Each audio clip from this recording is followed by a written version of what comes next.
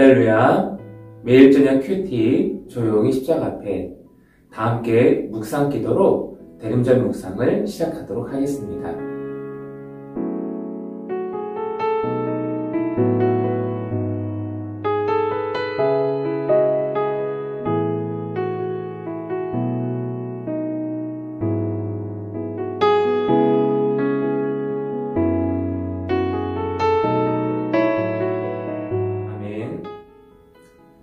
오늘 우리가 묵상할 하나님의 말씀은 요한계시록 11장 3절부터 4절까지의 말씀입니다.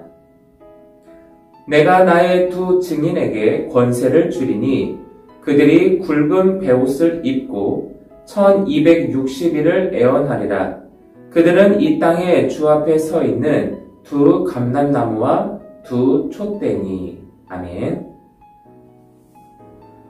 묵시문학에서는 어떤 인물을 상징으로 나타냅니다. 스가랴서에서도 두 올리브 나무가 나오지요. 이런 상징은 어떤 특정한 인물을 드러내기도 하고 어떤 특정한 인물을 숨기기도 합니다. 무엇보다 상징을 쓰면 이스라엘 백성은 잘 알 수 있지만 이방 사람들은 잘 모르게 됩니다. 예를 들어서 올리브 나무라고 말하면 이스라엘 백성은 그가 어떤 인물인지 짐작할 수 있지요. 올리브 열매의 기름은 하나님에게 드리는 향기로운 기름이니까 올리브 나무는 성전과 관련된 사람입니다. 그러나 이방인은 오리무중이지요. 그런데 상징은 점점 후대로 가면서 많은 오해를 불러옵니다. 스가랴서의 두 올리브 나무는 주님이 기름 부어 거룩하게 구별한 두 인물인데 그 중 하나가 자신이라고 억지 부리는 사람도 나타났지요. 많은 사이비 교주가 자신이 그 올리브 나무라고 주장했습니다. 그런데 상징은 꼭 어떤 특정한 인물을 꼬집어 말하는 것만은 아닙니다. 그 상징이 누구인지보다 그 의미를 이해하는 것이 더 중요합니다. 본문에는 두 증인이 나옵니다. 이 두 증인은 두 올리브 나무라고도 하고 두 촛대라고도 하지요. 두 증인과 두 올리브 나무와 두 촛대는 같이 연관된 상징입니다. 이들은 주님의 증인이고 주님 앞에 서 있습니다. 그러면 이 두 증인은 어떤 사람을 말하는 걸까요? 6절에 보면 이들은 비를 내리지 못하게 하는 권세를 가졌고 물이 피로 변하게 하는 권세와 재앙을 내리는 권세를 가졌습니다. 이 정도 힌트를 주면 누구를 말하는지 짐작할 수 있겠지요? 누구일까요? 그렇습니다. 모세와 엘리야입니다. 모세는 누구입니까? 출애굽의 지도자였지요. 율법의 대표입니다. 또 엘리야는 누구입니까? 애언자의 대부라 불리는 사람이지요. 그렇다면 두 증인은 율법과 애언을 뜻한다고 볼 수 있습니다. 두 증인은 모세와 엘리야, 곧 율법과 애언으로 구약을 대표합니다. 변화산에서도 이들은 예수님과 함께 있었습니다. 주님이 이 두 증인에게 애언하는 능력을 주시는데 이들은 상복, 곧 베옷을 입고 애언을 한답니다. 이건 무슨 말일까요? 상복은 무슨 옷이지요? 죽음과 관련된 옷입니다. 그러니까 이 말은 죽기를 각오하고 하나님이 주신 말씀을 외친다는 뜻입니다. 실제로 이들은 애언을 마치고 나서 죽임을 당합니다.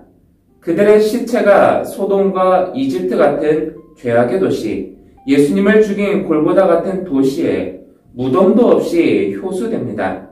세례자 요한도 그렇게 죽임을 당했지요. 그들에게는 1260일의 기간이 있다는데 이것은 또 무엇일까요? 1260일은 42달인데 이것도 상징적인 숫자로 보아야 합니다. 다니엘에서는 1290일이 인내의 기간이었지요. 어떤 이들은 42달이 예수님의 3년 반 공생의 기간을 가리킨다고 생각하지만 42달은 성전 바깥들을 이방인에게 내준 기간이며 짐승이 활동하는 기간이기도 합니다. 여기서는 두 증인이 애언해야 하는 기간입니다. 율법과 애언의 때입니다. 박해의 시기에 말씀을 증언하는 그리스도인은 고난받고 죽임당할 것입니다. 그 길은 미리 상복을 입고 죽음을 각오하고 가야 하는 길입니다.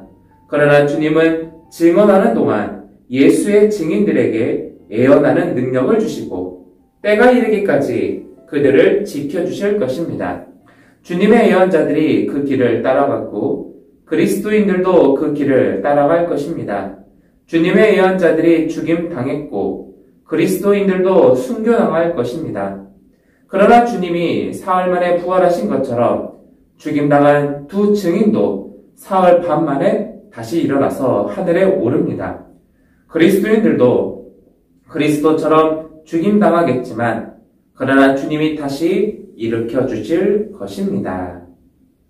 이 시간 이 말씀의 내용을 묵상하며 함께 기도하도록 하겠습니다.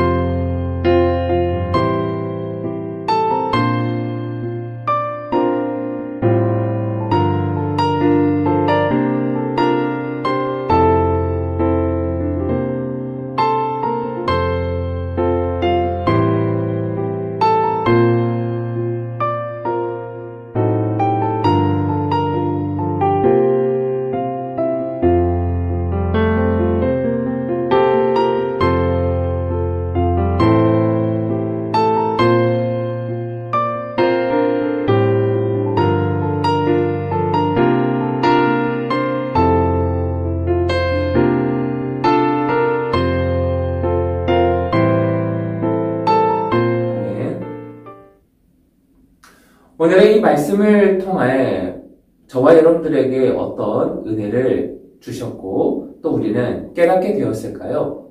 개인적으로 저는 이 말씀 속에서 죽기를 각오하고 하나님이 주신 말씀을 외친다라는 이 말씀의 내용, 또 애언의 말씀과 그 애언 속에서 등장하는 애언자들의 삶을 묵상해 보게 되었습니다.